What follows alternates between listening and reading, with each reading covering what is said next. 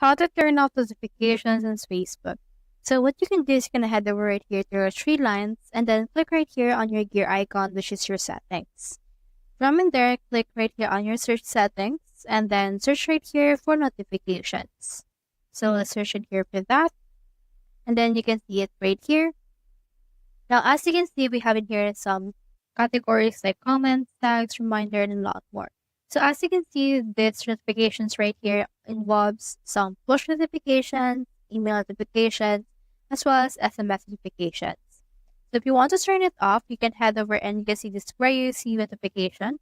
You can click on this push, and then you can actually click on this mute. Then you can mute it for around 8 hours. Alternatively, you can also go to your email and then you can also just turn off everything right here. You can also go right here to your SMS and then remove it. But if you want to remove it altogether, you can head over and then go to your settings first, go to your apps, then go to your apps in here again and then just search for Facebook. Then go to your notifications on your Facebook app and then click on this right here in order to not allow notifications. So that's how you turn off notifications on Facebook. Hope we helped.